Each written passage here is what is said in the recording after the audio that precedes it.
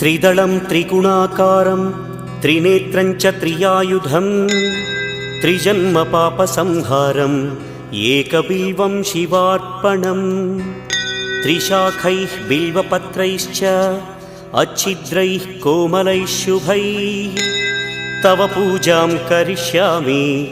एकबिल्वं शिवार्पणम् कोटिकन्या महादानं तिलपर्वतकोटयः काञ्चनं शैलदानेन एकबिल्वं शिवार्पणम्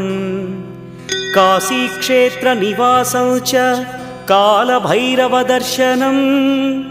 प्रयागे माधवं दृष्ट्वा एकबिल्वं शिवार्पणम् इन्दुवारे व्रतं स्थित्वा निराहारो महेश्वर नक्तं हौष्यामि देवेश